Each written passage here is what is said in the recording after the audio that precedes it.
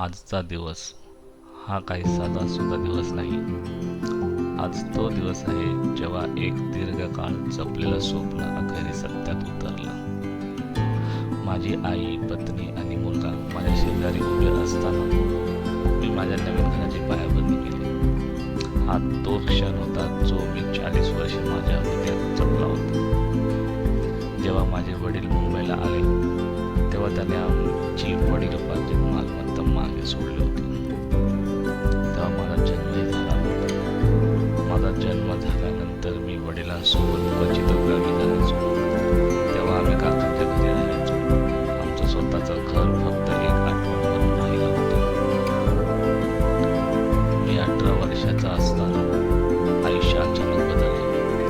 माझ्या वडिलांचं निधन झालं आणि जगाचं ओझं माझ्या खांद्यावर आल्यासारखं वाटलं. माझी आई लोकांच्या घरी घरकाम करायची. वडिलांना नोकरी नव्हती. घरातूनच इस्त्रीचं दुकान चालवायचे. वडिलांचं इस्त्रीचं दुकान हेच आमच्या उदरनिर्वाहाचं एकमेव साधन बनलं. त्यांनी शिकवलेली इस्त्रीची कामं मी तसंच दुकान पुढे नेहमी चालू ठेवलं, कारण माझ्याकडे दुसरा पर्याय नव्हता. वर्ष लोटली, मला नोकरी लागली, इस्त्रीचं दुकान बंद झालं.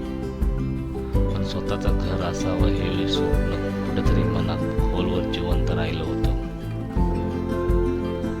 गावात सगळं काही सोडून आल्यापासून 40 वर्ष उलटली आहेत.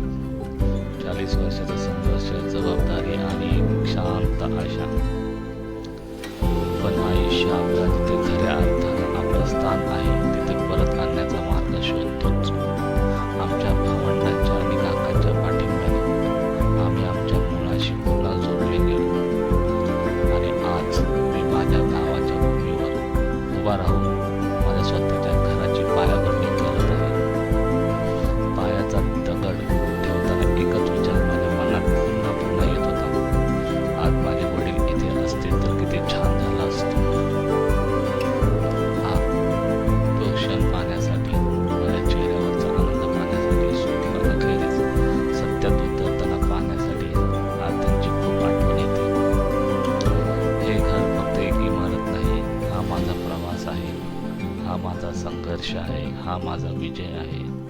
ही माझ्या वडिलांना वाहिलेली श्रद्धांजली आहे आणि हा या गोष्टीचा पुरावा आहे की किती वेळ लागला तरी स्वप्न नक्कीच खरी उगतात.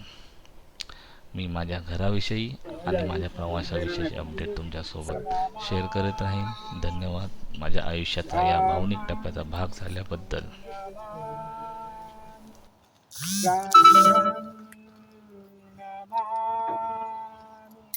नमो तस्स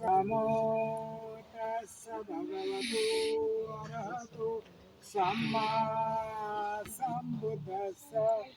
नमो तस्स भगवतो अरहतो सम्मा